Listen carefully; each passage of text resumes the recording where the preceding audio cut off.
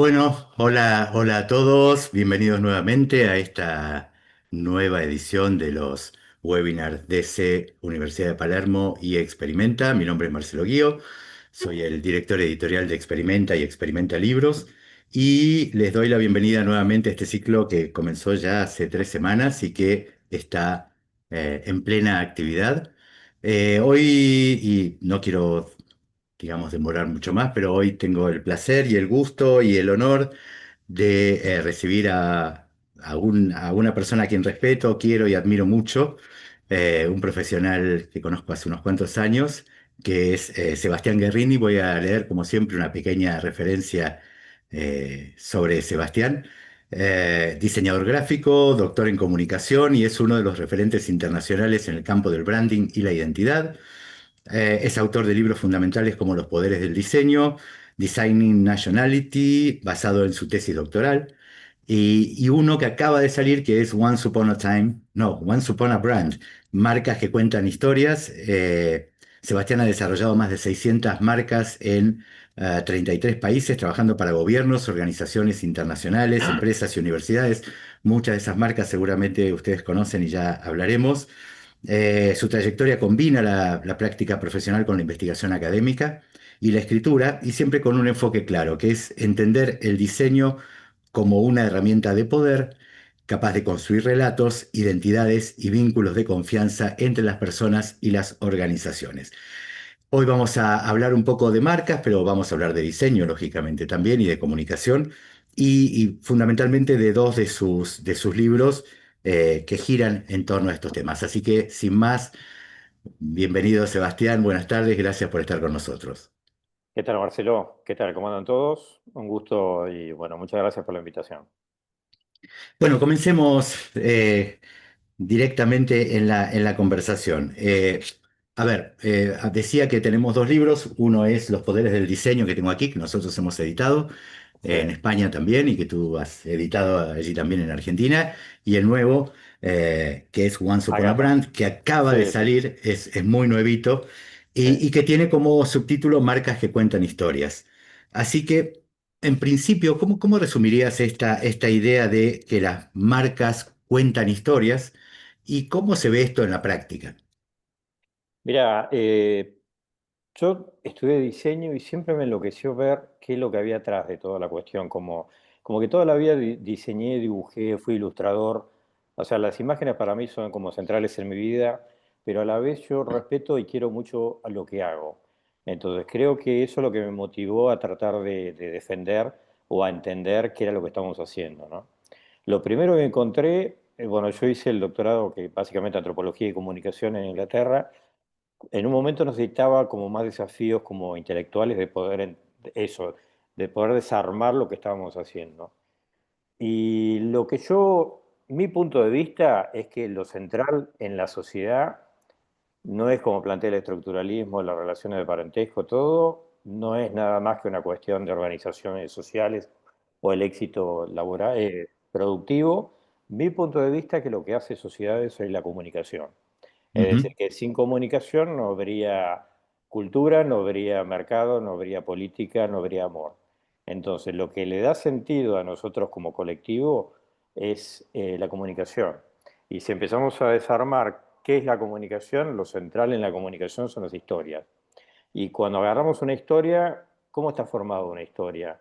Introducción, nudo y desenlace, sí, puede ser, pero lo que está hecho, me acuerdo cuando me fui a estudiar a Holanda, yo tenía 20 y pico, me fui quería hacer animación en 3D, no sé, estaba totalmente tirado por eso. Y me acuerdo que había una cosa que te enseñaban que eran los keyframes, son esas imágenes, viste, como la llave, ujú. y en realidad toda historia está formada por keyframe o por momentos. Y esos momentos para tener entidad son una marca. Entonces, las marcas que hacemos nosotros son las que construyen las historias y las historias las que construyen la comunicación y la comunicación es lo que nos da sentido como sociedad. Ahí encuentro como poder. Ahí somos nosotros poderosos. Como decía Foucault, el diseño es poderoso cuando afecta los discursos de los otros. Ahí entramos nosotros a jugar. Y ahí es como que tiene sentido diseñar. Y es como que tiene sentido que nos paguen por lo que merecemos cobrar. Pero claramente, también es cierto que, y esto es interesante, enganchando a lo que estás diciendo, que la construcción de historias está en nuestra naturaleza.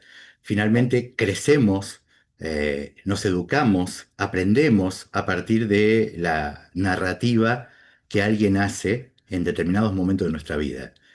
Nos cuentan cuentos de pequeño, nos enseñan fábulas que de alguna manera nos cuentan de qué va el ser humano y las circunstancias del ser humano. Es decir, el tema de trasvasar una visión de mundo, una visión de sociedad, una visión de cultura a través de las historias, eh, digamos que es casi tan viejo como la construcción de una sociedad más o menos organizada.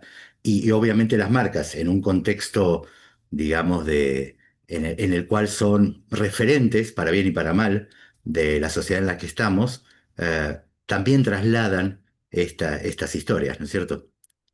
Sí, además fíjate, por ejemplo, yo siempre hago un paralelismo en todos los trabajos con mi identidad y la identidad colectiva, porque aprendo mucho en ver, y bueno, ¿yo qué siento? Me parece importante siempre no perdernos que nosotros también somos seres humanos y que nuestro lugar siempre tiene como entidad en lo que vamos produciendo como diseñadores. Y volviendo a eso y a la narrativa, ¿qué es lo que uno es? Yo lo que encontré es que la identidad es la historia que uno asume como propia, no es nada más que eso. Es decir, ¿qué es lo que sos? Entonces vos estás acá y decís, ¿quién sos vos? Marcelo, yo Sebastián. Y la única manera que tenemos para contar quiénes somos es con una historia.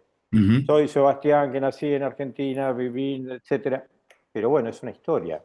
Entonces, la identidad, más allá de un hecho biológico, lo que somos son películas, son historias que ujú, vamos asumiendo. Por eso cuando, lo obvio, cuando Doris o cualquiera pierde la memoria, lo que pierde es la identidad. Entonces, pues digo, en ese plano volvemos a reivindicar lo que es la construcción de identidad, la construcción de imágenes. Después podemos decir, vos te referís a las marcas como un recorte de significación de la vida. Sí, por un momento, sí, no es eso la marca gráfica. La marca gráfica es parte de ese proceso. ujú, Por eso cuando hablamos de marcas son todo, desde cuando te lastimaste en un accidente andando en bicicleta, es una marca. Cualquier cosa que te pasó en la vida y que deja un testimonio es una marca. Pero las marcas también son el aparato ortopédico que nosotros somos parte, que vamos construyendo instantes como diseñadora de marca. Entonces, en la medida que nosotros sostenemos una memoria, sostenemos una identidad con una marca que esté hoy, que está mañana, es como que esa marca se sostiene en el tiempo y el relato de esa marca se sostiene. Es algo ujú, parecido, por ejemplo, a los monumentos. Vos vas a Estambul o vas a Siberia y vas a ver monumentos. Yo trabajé en Siberia, me acuerdo, y entras y todavía están los monumentos de la URSS, de la Rusia antigua, ¿no?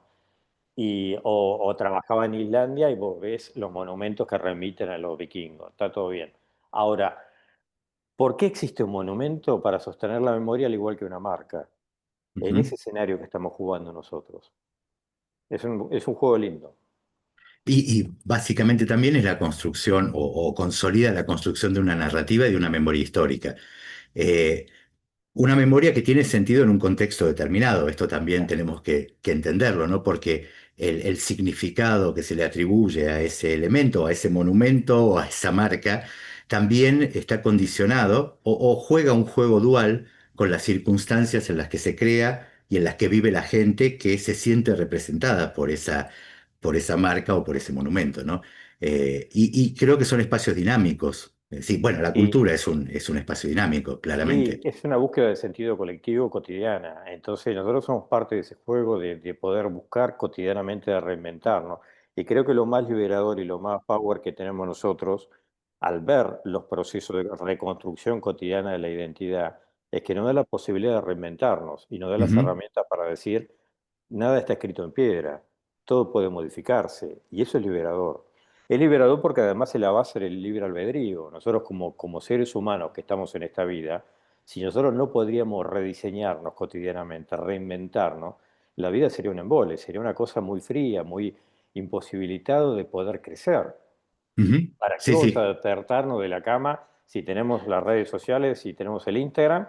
Porque queremos cambiar, queremos mejorar, queremos sacar nuestros miedos y enfrentar lo que nos depara la vida, ¿no? Y ahí está el rol también de decir, bueno, por eso creo que es importante de ver qué es tu identidad. ¿Es el mandato, es el espejo que te dijeron que sos? ¿O es la posibilidad de reconstruirte a partir de poder valorar las marcas de tu vida y poder crear marcas nuevas para poder tener una historia nueva en una sociedad que puede construirse de una mejor manera? Sí, y básicamente como definimos muchas veces identidad en el campo del diseño y de la gráfica, ¿no? Que tiene que ver con esto de ser una suma de atributos que construyen una unidad que nos representa de manera diferenciada frente a los demás y, y que no es un elemento per se, un elemento solo.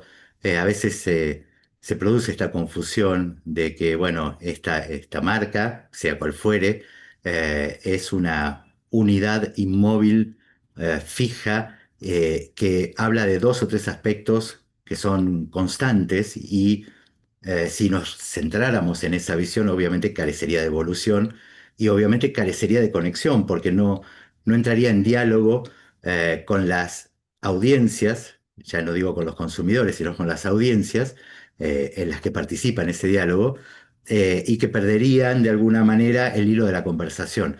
El manifiesto Clutrein decía hace unos cuantos años, ¿no? El primer punto del manifiesto era los mercados son conversaciones. Claro. Y ese era el primer punto del manifiesto que hablaba de este proto-internet que estaba naciendo. Y siempre me pareció interesante esa frase, digamos, ligándolo a lo que estás diciendo, porque las conversaciones finalmente son las que contribuyen a generar este ámbito de cultura, este ámbito de narrativa, estas historias que nos atraviesan, ¿no? Pero no quiero perdernos en cuestiones filosóficas, pero yo me acordaba de algunas marcas que has diseñado, que vos diseñaste, se me sale el neutro y el argentino. Y hay un caso muy interesante que tiene que ver con marcas que has trabajado para, no estoy hablando ahora de marcas, digamos, de consumo, que sí has trabajado y trabajas un montón, sino fundamentalmente una que estuvo muy de moda últimamente, que fue CONICET. Ah, sí. Y cuando contabas todo esto, claramente se me venía a la cabeza CONICET como una marca que construye una narrativa determinada, ¿no? ¿Cómo fue el desafío de hacer o realizar o pensar estas marcas que van desde el escudo nacional, digamos, hasta áreas como CONICET? Ya, yo, digamos, primero reivindico la filosofía en términos de que, por ejemplo, con vos varias veces hemos hablado y creo que nos engancha poder entender qué son la esencia, el core de nuestro trabajo, ¿no? Y eso creo que está muy bueno. Ahora vamos a la cuestión como táctica, ¿no? ¿Cómo se maneja las identidades, la narrativa y todo para no irnos a una cosa demasiado en el aire? Yo creo que primero hay que reivindicar esa cuestión filosófica porque eso nos da recursos para después poder embarrarnos y construir algo. Lo que yo hice en el CONICET es primero asumir que nuestro trabajo es una marca, crear una marca que genere una solución a un problema de comunicación en una determinada sociedad. Por eso metodológicamente yo, el doctorado mío me ayudó mucho a encontrar, a profundizar la oreja, a poder tener un estudio de campo que permita entender qué es lo que está pasando. Yo no tengo una solución, yo soy alguien que encuentra sentido dentro de lo que va escuchando y propone una solución determinada. En el caso del CONICET hice como 50 entrevistas. Entrevistaba a becarios, a directores del CONICET, a los directivos del CONICET, a sindicalistas que estaban ahí, a senadores nacionales para ver la visión del gobierno, a empresarios, y empecé a encontrar como comunes denominadores del discurso de la identidad.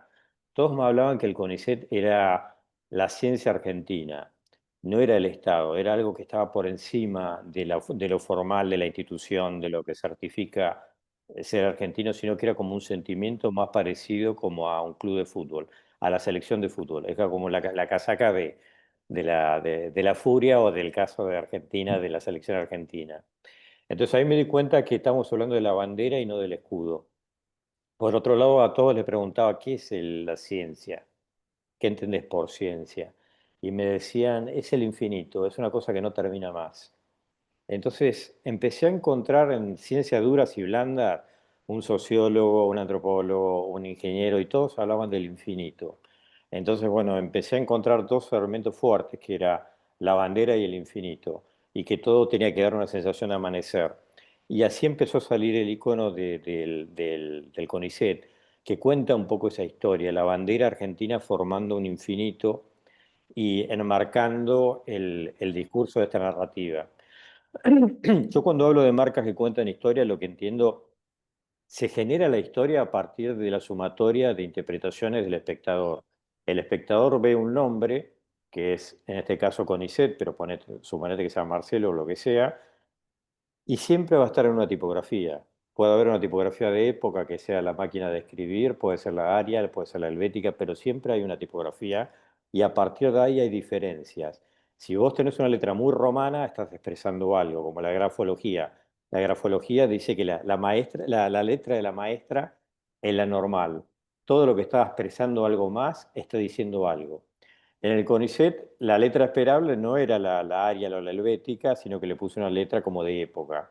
Entonces, la sumatoria de un nombre con una letra, con un color, con una gráfica, con espacios, con vacíos, con fondo, etcétera, es lo que empieza a construir la narrativa. La Ujú. narrativa generalmente es inconsciente, la narrativa que hacemos los diseñadores. Vamos a otro caso, por ejemplo, a mí una marca que siempre me enloqueció española es la Caixa, ¿no? Ujú. La marca de la Caixa, cuando yo vivía en Barcelona, me encantaba. ¿Por qué? Porque es la estrellita de 5 puntas que tiene una sensación de ser humano, construida por Joan Miró hace 45 años.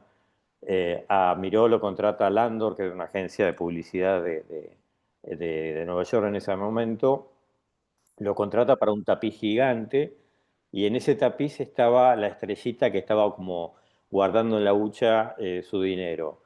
Entonces, uno en un escenario de un banco, de una caja, lo que ve es algo humano, infantil, con una letra parecida a la Bodoni, con una caixa que no es en español, sino es en catalán. Y en esa sumatoria de elementos surge la personalidad. Uno se imagina que la Caixa tiene humanidad, tiene algo gracioso, tiene algo infantil, tiene algo duro y serio, tiene valores. Quizás no tiene nada de todo eso. O sí. O por ahí la persona que entra a trabajar a la Caixa se imagina y empieza a formar parte de esos valores. Y ahí está el relato nuestro. En la Ujú. sumatoria de fragmentos que al estar unificado, enmarcado, por eso es marca, en una historia, tiene como algo que proyecta, que te cuenta, que te dice, acá somos algo, participamos de algo. Ujú. Más allá bueno, de que uno puede cuestionar lo que hay en esa identidad, me parece que ese es el proceso. Y en el caso del CONICET pasó algo parecido. Me parece que se tomó tan rápido, se unificó la marca porque la gente del CONICET decía, sí, yo soy Argentina, sí, yo soy infinito. Si no hay un contenido atrás, la historia se va, se la lleva el tiempo.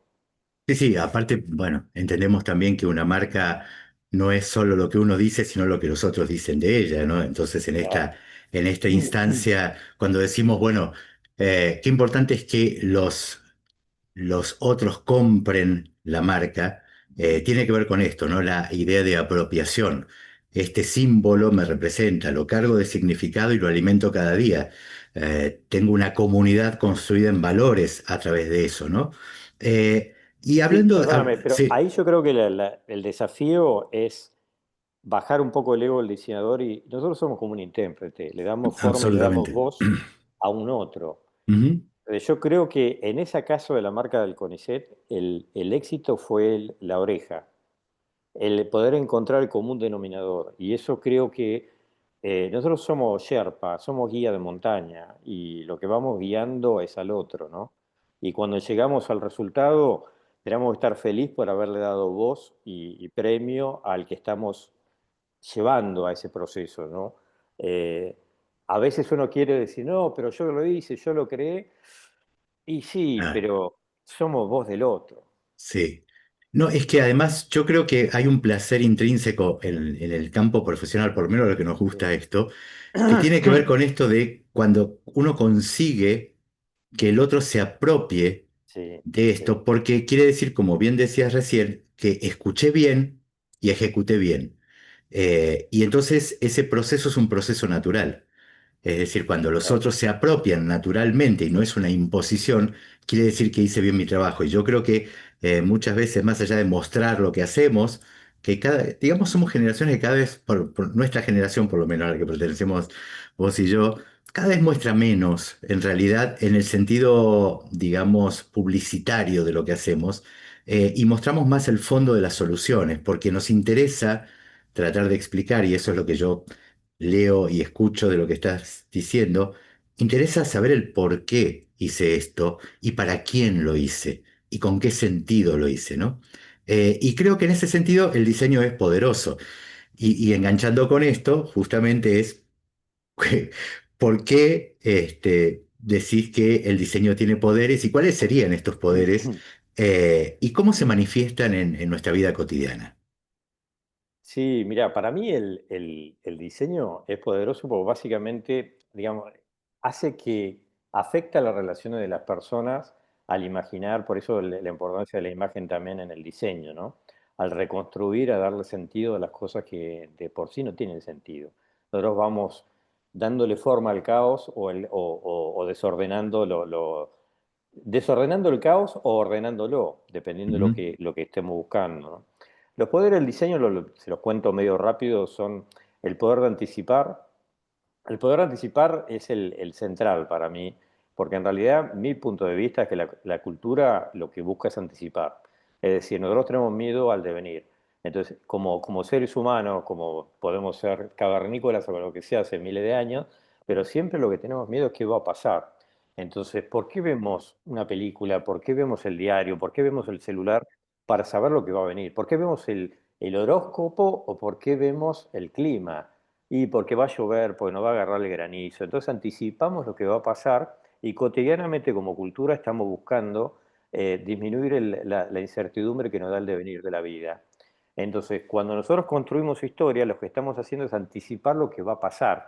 Si vos te vinculás con un determinado mensaje, va a pasar un determinado efecto. Como cuando uno ve una película, una telenovela turca, lo que estás viendo es qué pasa cuando alguien se enamora de una chica, qué pasa. Entonces de repente aparece una fórmula, que es un mitema o un mito, que te hace pensar que si va a pasar algo, el resultado va a ser determinado. Entonces, en esa construcción, nosotros construimos historias que definen un final, que anticipan lo que va a pasar. Pero después hay otros poderes. El segundo más importante para mí es el poder de agendar, que es que de repente alguien dice, bueno, la típica, no pienses en un elefante amarillo y de repente todo el mundo va a estar pensando y resistiéndose a pensar en un elefante amarillo. Ese es el gran poder también del diseño, que te instala algo que no estaba antes, pero que de repente cambia lo que antes había y te hace anticipar cosas que antes no estabas ni pensando que pueda haber un elefante amarillo. Entonces de repente empiezas a jugar a partir de esta agenda que el diseño te instala. De repente yo te hago un diseño con una frutilla o vos haces un diseño hermosa que te dan ganas de comer y de repente estás agendando algo que antes no estaba ni pensado. ujú, Y eso es cotidiano en nuestra vida, ¿no? El poder de guiar, como una señalización, el poder de imaginar, de darle forma a los sueños de alguna manera, el poder de recordar, que eso es lo que hablábamos hoy, del tema de para qué están los monumentos, porque para recordar qué es lo que... Un país, por ejemplo, una nación, se sostiene exclusivamente con la memoria. Si vos no hay elementos, si no hay manuales escolares que te digan que los argentinos, San Martín, etcétera, si no está el Museo de Cataluña en Barcelona, si no hay nada que te remita a tu origen, te lo olvidás. Entonces, el poder de recordar hace que existan eh, iglesias con vitró que te van contando historias, para que no te olvides de todo eso. El poder de movilizar, porque si no hay imágenes en la mente, en el alma, es muy difícil que vos de repente te despiertes. El poder de materializar, de dar forma a lo que tiene al miedo y al amor. Vos necesitas materializar el amor inclusive, y el miedo necesita.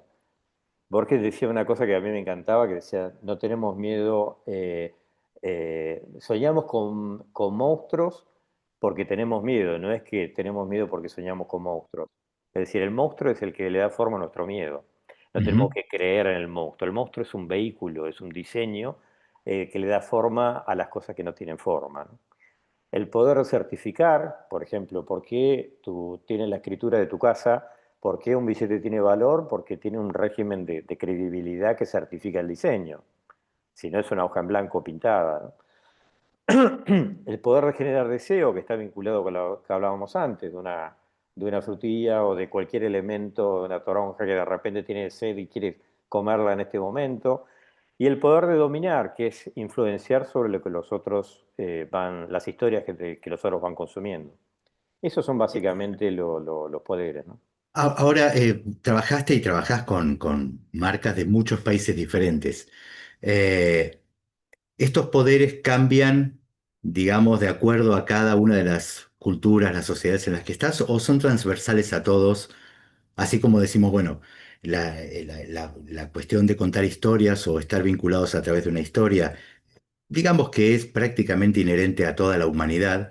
¿Estos poderes están condicionados en las diferentes culturas o crees que no, que básicamente es un patrón, para llamarlo de alguna manera, que está presente en todos lados? Mira, esto es lo que yo encontré, ¿no? Es un poco lo que vos hablabas, lo que tú hablabas hace poco. Creo que un tema generacional, lo que estamos buscando es desafíos que nos dan sentido de lo que hacemos en gran medida. Vamos, es un camino que vamos mostrando, no es que tenemos la verdad es absoluta de todo, ¿no?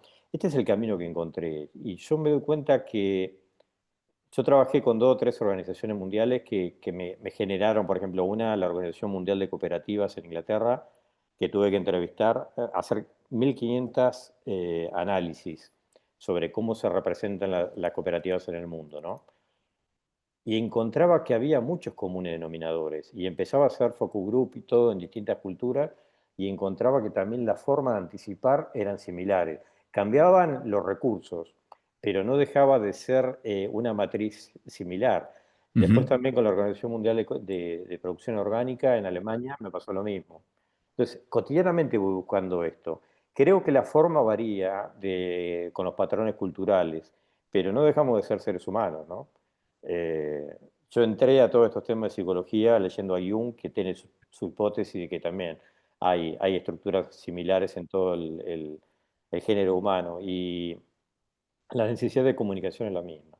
Sí, Cambia la sí. forma, pero no. Digamos que los grandes problemas o los grandes miedos o los grandes deseos que tenemos son prácticamente comunes a todas las personas en todo el mundo.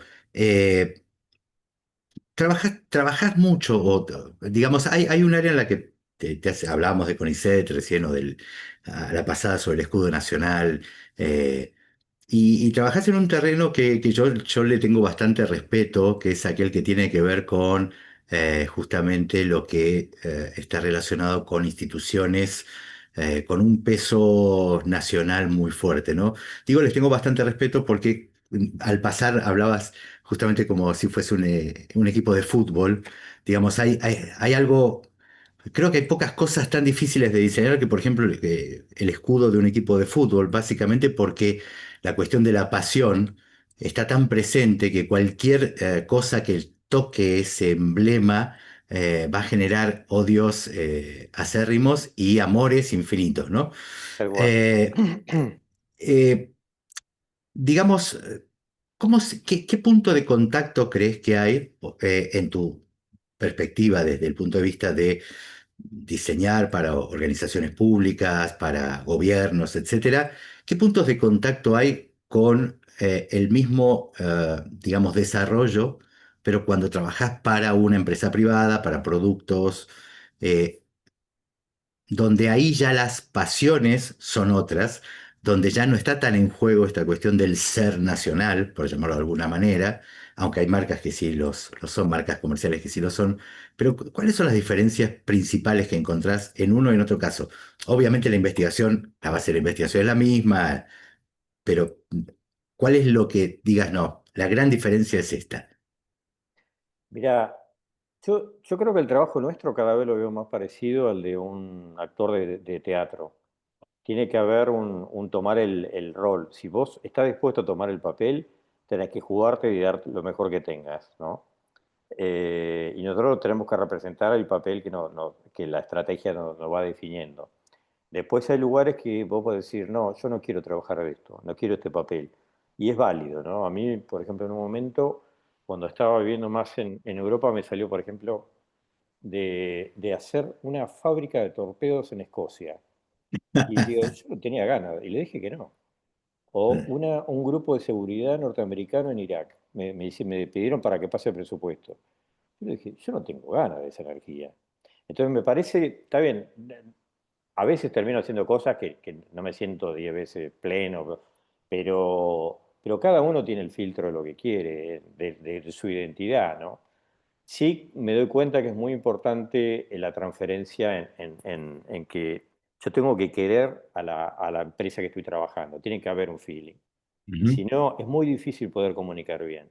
Y en la medida que logro eso o que se construye ese vínculo, a mí me gratifica mucho, no solo como técnicamente, como diseñador, como profesional, sino como ser humano, porque también, como le pasa a un actor, cuando vos ves ese papel y te pones en el lugar del otro y vas desarrollándolo y ves toda la potencialidad, y aprendes mucho, y te da mucho, ¿viste? Y lográs empatía y lográs crecer como ser humano. Es muy enriquecedor el diseño de marcas cuando vos te involucrás en ese camino del Sherpa que te haces amigo del que quiere pasar a tal lugar y querés que le vaya bien, ¿no? ujú, Entonces, por ahí cuando trabajas con instituciones, lo que me pasa es que a mí, por ejemplo, yo antes trabajaba en política, ¿no? Hasta que llegó un punto que estaba poniendo cada vez más filtro, que no quería trabajar con gente que yo no tenía los mismos valores, ¿no? Entonces me fui alejando de todo eso básicamente porque no me sentía cómodo, ¿no? No podía... O sea, yo me metí en política cuando estaba convencido de lo que estaba haciendo. Después cuando... Yo me acuerdo que nació mi hija, que ella tiene 26, eh, y en un punto digo, yo el punto de referencia que tomo cuando diseño con un cliente es qué modelo, qué país o qué mundo estoy construyendo para que absorba y que la potencie a mi hija o a mi hijo, ¿no? Entonces, yo no puedo trabajar en algo que va a ser negativo a lo que yo considero que es sano para mis hijos, mis sobrinos, mis amigos, etcétera, ¿no? Para mis ujú. valores concretos de qué significa vivir en este mundo, ¿no? Entonces, me parece que Ah, el filtro que pongo es ese, que es limitado a mi realidad, ¿no? Pero cuando uno trabaja para el Estado, yo creo que se involucra mucho en eso. Por ejemplo, cuando yo trabajaba una vez, yo había renunciado al Estado Nacional en Argentina por diferencias políticas, igual me llaman del área de mujer para hacer una campaña de no violencia contra la mujer. Y mi hija estaba recién nacida y dije, sí, esto sí, porque, viste, no me bloquearon lo que yo quería expresar, trabajé con una socióloga que era especialista en el contenido de cómo cuidar a la mujer con respecto al tema de violencia de género, y me pareció re lindo hacerlo. Entonces yo cada vez me voy hacia cosas que estoy convencido que están bien. Ahora trabajé mucho, por ejemplo, con Fairtrade, que es comercio justo en ujú. España, y está bien, ¿viste? La producción orgánica o cosas, ¿viste? Que vos decís, está bueno eso, ¿viste? Y Mira, después con la empresa privada, sí, tenés... alguien preguntaba Sí, dale. algunas imágenes, ahí tienen, que preguntaban imágenes de, justamente hablando de eco. eh, no, me quedé pensando, David Carson tiene una frase muy famosa, que es aquella de que el diseño gráfico salvará al mundo justo después que lo haga el rock and roll, ¿no? Ah, está Eh, bueno. y yo me pregunto siempre, ¿no? ¿Hasta qué punto el diseño en general eh, puede ser realmente una herramienta política de transformación social? No estoy hablando de militancia, no estoy hablando digamos, de imponer ideas, estoy hablando de si realmente puede tener un rol transformador. Yo creo que tengo mi visión del tema, lógicamente, pero quiero escuchar la tuya. Algo está relacionado también con lo que decía, somos un medio finalmente dentro de esto como diseñadores. Pero ¿vos crees que realmente desde el diseño se puede apoyar o generar un campo de transformación social permanente, continuo? Sí, sí, yo creo que solo la comunicación va a salvar al mundo porque es la esencia de la sociedad, ¿no? Y solo la comunicación diseñada, no solo por el diseño gráfico, hablemos, pensémoslo en general, ¿no? Por eso, En términos general, primero sí, el diseño para mí es proyecto y como todo lo que sé, digamos, volvemos al tema ese que hablaba de cuál es el rol de la persona en el mundo que le toca vivir. volvemos al libre albedrío. El libre albedrío lo único que te lo da es el diseño, es proyectar. Ujú, El diseño de un programa económico, el diseño de una sociedad, el diseño de un espacio, es decir, arquitectura, el diseño de una imagen que incluya o que no incluya. En fin, hay muchas cuestiones. Va a un objeto a un caso concreto. Yo en el 2010 gané un concurso que era para la marca del pabellón argentino de la Feria de Frankfurt. ujú, Entonces, en la previa había dos posturas. La mitad de la biblioteca estaba como que quería que haya referentes de Argentina, como puede ser Maradona, Evita, Gardel, etcétera. La otra mitad de la biblioteca decía, no, tiene que estar representado por Borges, Cortázar, Puig, etcétera. Y en los medios se estaban matando entre sí. Entonces yo cuando hago la propuesta que termina ganando el concurso, el eslogan mío, la marca, el eslogan y la publicidad que después hice todo para ese pabellón en Frankfurt, en la Feria del Libro, era Argentina Cultura en Movimiento. ujú. Y vos decís, qué tontería, pero ahí justifica todo lo demás. ¿Por qué se están matando? ¿Por qué hay tanto debate interno de la identidad argentina? Porque está en movimiento. Si sería una cultura muerta, no habría todo este debate de quiénes somos, qué queremos, etcétera. ¿A qué voy con esto? La interpretación, el darle sentido a lo que no tiene sentido, o está latente el sentido, me parece que nos hace a nosotros como diseñadores poder construir o encontrarle cosas que ayudan a una sociedad a decir, por ahí nos estamos matando porque en realidad los dos estamos buscando eh, nuestra manera en una dinámica propia de construcción, de búsqueda del sentido, ¿no? Entonces, ¿se entiende el Sí, ejemplo? sí. Lo que digo es que si, creo que el diseño y los mensajes y las historias que construyamos son fundamentales. ¿Por qué? Y, y Porque si fin- no hay, por ejemplo, una revolución tecnológica. Parece ser que lo único que importa es lo que la tecnología diga. Entonces, el rol de la cultura, el rol de los individuos está todo opacado por lo que los medios te instalan o los recursos comunicacionales te instalan y vos te sentís como que no puedo soñar porque la inteligencia artificial tiene que soñar por mí. Y te das cuenta que tenés una vida que es una mierda, si vos aceptás todo ese esquema de roles, ¿no? Entonces, si vos bueno, decís, no, voy a ahí proyectar, está, claro, claro. dale, No, perdón no, no, que no, hablo pero no, tanto. no, no, no, no, pero quería justamente sobre eso, porque en una época dominada por la inteligencia artificial, dominada, en realidad activada hoy por la inteligencia artificial, sostenibilidad, comunicación en tiempo real, que esto es lo otro, ¿cómo crees que afecta todo esto a las marcas que quieren contar historias, por un lado, y a nosotros como, justamente en esta narrativa común, como sociedad, cómo nos afecta esto, eh, digamos, a partir de esta velocidad de escape que está teniendo hoy la sociedad global? Sí, a mí lo que creo que tenemos que volver es a la fuente, ¿no? A nosotros como seres humanos ver y como sociedades qué es lo que nos hace bien. No se trata de cumplir con lo que un robot nos pida, ni un programador, ni el dueño de una empresa de inteligencia artificial quiera porque le conviene para su obsesión de ganar dinero. Me parece que hay que buscar un poco por ese lado. ¿Cuál es el volver al alma, ¿no? Cada vez estoy más por ese lado yo. Creo sí, al principio la inteligencia artificial, a mí técnicamente como diseñador me daba miedo, después la vi como una herramienta y ahora la veo como una herramienta más. Usamos para cuestiones, pero nunca vi una inteligencia artificial que haga un logo lindo. ¿Por qué? Porque, digamos, no te va a dar lo que vos, los contenidos que vos estás buscando. Sí creo que nos involucra a nosotros a cada vez ser más profundos en tratar de ver qué es lo que está pasando en relaciones interpersonales para poder materializarla. Tenés que ir un poco más Ujú, adelante. En general lo que uno ve es que la inteligencia artificial lo que hace es buscar lo pasado, hacer un cóctel, ver lo políticamente correcto y te da una solución esperable, estandarizable de todo eso. Entonces, eh, no te da demasiado como para ir. Nosotros construimos futuro. Los diseñadores lo que estamos haciendo es construir futuros. Si es- nosotros referimos siempre al pasado, y ahí sí nos va a ganar, nos corre de atrás la inteligencia artificial. Sí creo que el proceso que estoy viendo yo cada vez me lleva a darme cuenta que lo que arma sociedades, lo que da sentido a los seres humanos es la comunicación y que la comunicación marca, manda vínculos y relaciones interpersonales.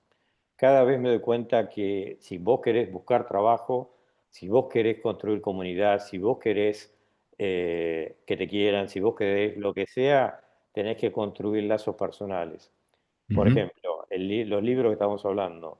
Y a mí, por ejemplo, hace poco presenté el libro en La Plata y había 400 personas. Y fue una movida que a mí me llenó de vibra. ujú. Entonces digo, más allá del objetivo de vendo un libro más, un libro menos, a mí me dio pilas para salir todos los días a la cancha, ¿no? A tratar de meter mis mejores goles, ¿no? Y después te da también materialmente que alguien se acuerda de ti, te convoca para trabajar, etcétera, ¿no? Entonces me parece que lo presencial, lo vincular, el poder ponernos en el lugar del otro, en toda esa interacción, no te lo va a dar la inteligencia artificial. Perdón, y lo último, lo que tenemos que hacer, lo que estamos obligados ante la inteligencia artificial, es ser los dueños de las preguntas. Y creo que es lo más difícil, porque lo más fácil es ponernos, eh, obligarlos a nosotros a dar respuestas a preguntas que nos hacen otros. Y creo Ujú. que tenemos que tener la madurez y la fortaleza espiritual para poder hacer las preguntas que son importantes para nosotros. ¿Queremos soñar con un elefante amarillo o no? Y no, y bueno, ¿de qué queremos soñar? Entonces, sí, el día que la inteligencia artificial sueñe por nosotros, fuimos. Ahora, ¿qué queremos soñar nosotros? Nos obliga a nosotros a tomar un protagonismo. Mira, justo te iba a preguntar digamos, siempre tratamos de terminar estas charlas planteando qué le dirías a alguien que se está formando, a alguien que está entrando, pero creo que está respondido exactamente en todo lo que dijiste en la última parte. Y yo querría agregar una cosita más que tiene, y así podemos pasar las preguntas, pues ya nos vamos a quedar sin tiempo, o los comentarios, que hay cantidad. La verdad que hoy mucha gente se ha sumado a este diálogo y agradeciéndoles, lógicamente, por esto. Pero dijiste en un momento esto de volver a las fuentes, y yo miro detrás tuyo en la pantalla y veo justamente algo que tiene que ver con esto de volver a la fuente, volver a lo humano, y yo creo que lo que tenés ahí atrás, que es fruto de tu propia mirada y tu propio trabajo y tu propia mano, es una forma de volver a las fuentes, ¿no? Sí, mira, lo que encontré con el tema de las marcas y con el tema de la pintura, que estoy explorando cosas, es que el arte o la pintura lo que hace es abrir cosas. La marca es cerrar. A Ujú. veces cerrás cosas buenas, ¿no? Si vos haces una marca de una tranquera que se abre o de una puerta que se abre, podés hablar de esperanza, podés jugar con el sueño de la esperanza. Pero a veces no. Y a veces uno necesita, más allá de ser diseñador, poder abrir las formas como para lograr mayor creatividad o felicidad producto de lo que uno explora, ¿no? Nosotros somos todos exploradores. Vamos encontrando, buscando y encontramos respuestas, pero somos todos exploradores. Bueno, no les puedo dar audio, ya sé que quieren preguntar. Por favor, las preguntas por el chat de WhatsApp. Voy rápido con algunos comentarios que tenía. Bueno, nada, Jimena Herreros decía que sería interesante ir intercalando y viendo las marcas mencionadas. Somos visuales, por ahí entra mejor el mensaje. Claro, esto es un diálogo que tenemos entre el invitado y yo, en este caso representando a Experimenta y a la universidad. Eh, no es la idea de hacer una presentación visual, pero sí te puedo decir algo. Está la web, el sitio web de Sebastián, que es Guerrini Island, ¿no? Sí. Eh, y puedes buscarlo, y justamente las marcas que hablábamos están allí y con los casos bien mostrados. Así que nada, por eso, pero pido perdón, pero no podemos. Se imaginan que tendríamos que estar 2 horas y media más o menos si empezamos a mostrar. Perdón, eh, Marcelo. Y en el Instagram le doy bastante pelota y posteamos reels con todas estas ideas y conceptos, todo. O sea que si quieren, ahí va a estar todo el material y es más, práctico. si se fijan, hay mucho making of de, por ejemplo, algo de las obras que tiene Sebastián detrás, también, También. al margen. Más allá de entrevistas, reuniones e iconos para construir la narrativa y encontrar los denominadores, ¿en qué otra metodología se apalanca para la construcción de los atributos? Imagino que son los atributos de marca, ¿no?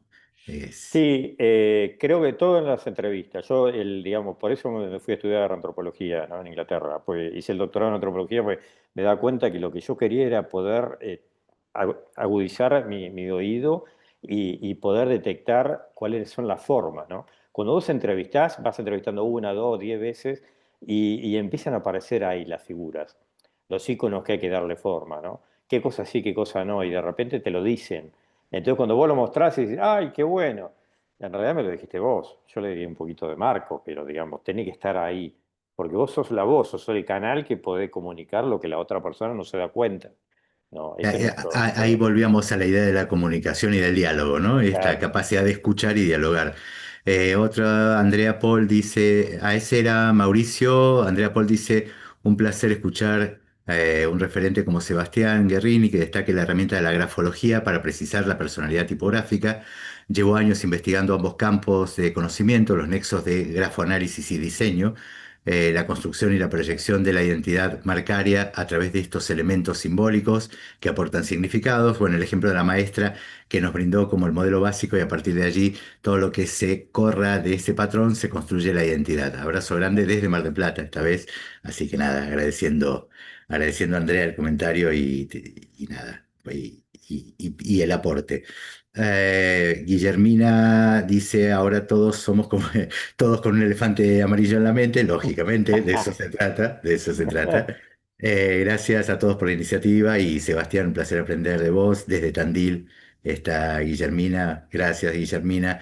Ximena decía, di una charla en el cuarto foro de investigadores de diseño UP, la bajada es el viaje de las marcas, desde del deber ser, supongo que debe ser al querer ser, ¿no?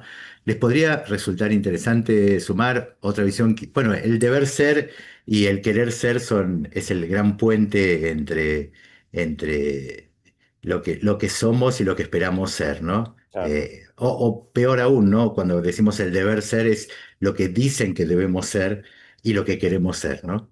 tal cual. La narrativa va en el medio de todo eso. Bueno, acá le decía, bueno, esta idea de diseño con propósito, lógicamente, diseñar con impacto cero al medio ambiente. Bueno, mucho no llegamos a hablar de eso. Sebastián tiene bastante experiencia en trabajar con marcas que tienen que ver con digamos, producciones ecosostenibles y especialmente con grupos de productores o con asociaciones o con cooperativas, ¿no? Sí. Es un área en la que el diseño juega un papel importante. Eh, y decía que esto de diseñar con propósito, decía Ale, significa crear soluciones coherentes, útiles, sostenibles y con sentido, de conectar con el entorno. Bueno, creo que estamos dando vueltas sobre lo mismo. Tiene que ver con esto de conectar, finalmente, de escuchar, de dialogar. Mariela dice, perdón que voy rápido, pero son muchos y no tenemos mucho tiempo. Soy de la Universidad Nacional de Mar del Plata. Quería saber si Sebastián tuvo intervención en el logo de la OLA, de Sí. nuestra No, institución mirá, y cómo fue ese proceso. fue re lindo porque yo empecé a dar clase en Mar del Plata y me llamaron de rectorado. La ola la hizo Blanco, Ricardo Blanco. Ricardo Blanco. Y yo la sistematicé porque era nada más que el icono y lo que hice de un sistema de marcas en donde iba construyendo con la narrativa de la ola, formando distintas figuras para cada facultad y cada área del rectorado. Y unifiqué tipografía, etcétera. Lo mismo que hice en Presidencia de la Nación, lo había hecho antes en la Universidad de Mar del Plata. Divino, en Mar del Plata me encantó esa experiencia. Bien, Itzel dice, muy buen diálogo, muchas gracias, saludos de México, gracias. Julián dice, hola, soy Julián desde Neuquén, ¿dónde puedo conseguir el nuevo libro? Supongo que será Once Upon a Brand. Sí. Tengo el libro Poderes firmado por él cuando vino a Ah, presentarlo en el mira, Museo Nacional de Bellas Artes de Neuquén, un lugar precioso, el Museo gracias a Nacional de vos. Bellas Artes. Tuve la suerte de dar también una conferencia allí, es un lugar hermoso. Un gran abrazo, un placer escucharte, Sebastián. ¿Dónde pueden conseguir el libro? Mira, en el Instagram mío, ahí tienen un link, si quieren pueden conseguirlo por ahí, es lo más fácil. Hablando de eso, te preguntan cuál es el Instagram. Sebastián Guerrini, Ah, sí. arroba Sebastián Guerrini, ¿no? A ver, para. O Garrini Ahí te Aira. fijas. Sí, ahí, googleás, ahí lo Eh, pusimos de automático. Eh, Pregunta acá Sol de Ñuble si la visualización creativa en la creación de marcas es importante en la creación de y marcas o estrategias de diseño. Gracias, excelente conversación desde Ñuble en Chile. Gracias. Mirá, la visualización para mí lo veo cada vez más importante. Últimamente estoy medio loco en términos de que hago yoga y todas esas cuestiones y tengo muchos amigos que están en ese palo y me doy cuenta que el tema de meditación, de poder usar técnica de visualización, de poder que la gente se relaje, cierra los ojos, se proyecte. Y yo le digo, por ejemplo, a todos los empresarios, buenísimo, vos querés hacer plata, genial. Imagínate, le digo que cierren los ojos, que le da mucha vergüenza a la gente y todo, y los llevo a 5 años, a 3 años y los convierto en ser empresarios exitosos, se llenaron de guita. ¿Y qué otra cosa? ¿Y qué es lo que más te gratifica? Y los tipos te largan y vos tenés que darle forma a ese sueño también. Por ejemplo, yo lo hice con un empresario de Irlanda, ¿no? Que hacía barrios en Londres, construía barrios enteros, y yo le decía, todo muy lindo, pero vos decime, además de la plata, de toda la cuestión del ego y todo, ¿qué cosa te gratifica? Y dice, no, yo como irlandés, poder llegar a Londres, y para mí es un honor, un orgullo, el barrio. Entonces la marca tuvo que involucrar atributos de todo eso, y el tipo cuando va a laburar a su fábrica, ve todos esos atributos y se siente que esa es la marca. Pues la marca no se sostiene nada más por un éxito material y punto. Nosotros somos seres humanos que necesitamos socializarnos. El dinero, la energía, la fuerza, todo el poder, son cosas, son expresiones de una sociedad. Si no lo aceptamos es muy difícil. Y visualizar, que lo que estaba comentando era central. Yo, perdón, antes de que se vaya, quiero ¿cómo se llama? Quiero decirles algo que para mí, lo que es muy importante para todos los estudiantes de diseño, para todos los diseñadores, el centro de todo para que le vaya bien es la actitud. Y Ujú. eso muchas veces se pierde. O sea, creer que hay una solución mágica para llegar oculta que en realidad lo más difícil de encontrar es encontrar la fuerza interior para salir a pelearla todos los días, aprender a los ponchazos. Y cuando uno choca, le va mal, va aprendiendo, pero el camino es actitud. Y es muy difícil para un diseñador que le vaya bien. Por eso cuando viene alguien y dice, quiero estudiar diseño, mira, te va a ir bien o mal si tenés actitud. Si tenés, la peleás, vas a aprender, vas a mejorar y te va a ir bárbaro. Y vas a vivir del diseño. Pero vas a depender de la ponenda que le ponga, la fuerza que le ponga. Eh, Tengo cantidad y no voy a poder Claro. con todos. Lamentablemente, bueno, tengo un par más. Todo mi reconocimiento a Sebastián, soy uruguaya, el logo del CONICET me representa, aunque tenga otra nacionalidad, valores, principios, conocimiento interdisciplinar y escucha. Un gran diseñador y gracias. Decía, también saludos desde el Pinar, Claudio. Esa fue Reina. Claudio desde el Pinar, Uruguay, también hermosa charla. Gracias, Claudio. Eh, bueno, nada, tengo mucha gente desde Uruguay también, desde Chile, Costa Rica. Perdón si no los nombro a todos. ¿Qué habilidades crees que los comunicadores deberían desarrollar para no ser desplazados por la inteligencia artificial? Algo de eso ya dijiste, ¿no? Pero La pregunta, volvemos, para no extenderme. Preguntarnos. Ser bien. nosotros los dueños de las preguntas. Es mucho más difícil, ¿eh? Pero hay que hacerlo. Eh, estoy tratando de ver preguntas, hay muchos comentarios Mientras, también. perdón, Sebastián Guerrini y todo junto. Acá me decían lo del Instagram. Fundamental. Eh, Pregunta acá Luis Felipe Jauregui, si bien las marcas no están escritas en piedra, ¿cómo se puede hacer que evolucionen, pero que esa historia ya contada no se pierda y transmitir ese mensaje a todo un equipo directivo? Yo creo que Es es un- todo diálogo, es consenso, es generar consenso y es ser capitanes de nuestros barcos. Tenemos que, el barco es llevar una marca a buen puerto, significa poder estar logrando consenso cotidianamente. No se trata de imponer nada, sino de movilizar, motorizar, involucrar a todas las partes para que todos tengan ganas de seguir remando porque se trata de un viaje colectivo. Nosotros tenemos que ocupar ese rol y lo tenemos que hacer escuchando, hablando y teniendo la actitud necesaria para motivar a todo el equipo. Eh, bueno, hay desde Tierra del Fuego también, desde Colombia Sí. también, eh, nada, desde Perú también. Gabriela dice, excelente charla de colega a colega, superándonos cada día, gracias. Bueno, de eso se trata este ciclo, ¿no? Convocamos a colegas. muchos de ellos que van a estar de aquí hasta finales de noviembre son colegas que quiero y respeto y que conozco bien. Y esa es la idea, ¿no? Que el invitado pueda contar todo lo que pueda y yo intervenir lo menos posible, salvo en esta parte. Desde Galicia, España también, nada, hay cantidad. Un abrazo desde Perú, dice Karim. Hoy en día muchos diseñadores, y ya con esto vamos terminando, son creadores de contenido. A algunos les gusta, a otros no. Hay mucha presión en redes sociales a veces y también hay haters con los diseñadores. ¿Qué piensas de eso? Yo creo que tenemos que construir nuestra historia y siempre cuando cualquier cambio significa una resistencia. Tenemos que ser muy fuertes y tener esa actitud que hablaba hoy como para pelearnos contra todo. Cuando tenemos duda, volver a la fuente, qué es lo que nos motiva, qué es lo que nos desafía, qué es lo que no. Y seguir peleándola, siempre vamos a tener resistencia, fuerzas, choques, etcétera. Yo antes de terminar me gustaría, no sé si te lo había dicho Marcelo, pero vamos a usar el ejemplo de Marcelo. Marcelo, de que lo conozco, está peleándose, chocando y logrando cosas. Y no son muchos los diseñadores que hacen eso.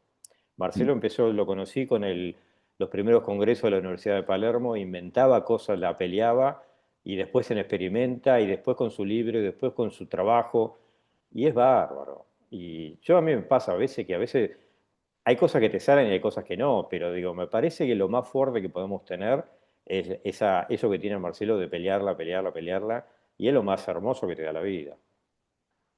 Bueno, digamos que es compartido, ¿eh? Estamos en la misma y además es cierto, elegimos una profesión que no es fácil, pero que también es muy gratificante. Y también en el campo de la docencia durante tantos años y que también es gratificante. Y creo que esto es muy valioso. Y preguntan justamente si quedan grabadas las charlas para acceder. Sí, las charlas se suben, no hoy ni mañana ni pasado, pero están subidas en entren a la Facultad de Diseño y Comunicación de la Universidad de Palermo y ahí van a ver los webinars de C. Webinar de C, ahí van a encontrar las charlas. Y si entran en YouTube a Experimenta Magazine, también ahí subimos las charlas. Así que pueden verlas ahí. Muy prontito la de Sebastián, ya están las anteriores subidas. Así que sí, no se preocupen, no se preocupen. Y acá dicen pasión también, claro que sí, sin pasión Claro, no hay vida, estamos no hay muertos sin vida. pasión. Nada, se nos va el tiempo, Sebastián. Como siempre, un placer enorme la conversación, el vernos, aunque sea a la distancia, aunque nos vimos hace no mucho por aquí, unos minutos que iban a ser 5 minutos, terminaron siendo media hora aquí en Madrid, Siempre. mientras te estaba yendo y yo estaba a las corridas también. Nada, un placer como siempre, sabes que te valoro y considero un profesional de aquellos en muchísimos aspectos, pero además valoro tu entrega en el campo profesional. Así que nada, gracias por estar con nosotros hoy. Bueno, muchas gracias a todos. Son parte del club de diseñadores, así que a pelearla, ¿eh? A pelearla. Bueno, nos vemos el próximo jueves Dale. aquí en otra charla en este ciclo que hemos llamado Diálogos de Diseño entre la Facultad de Diseño y Comunicación de la Universidad de Palermo y Experimenta Magazine y Experimenta Editorial desde Madrid, España. Gracias a todos. Chao, nos vemos pronto.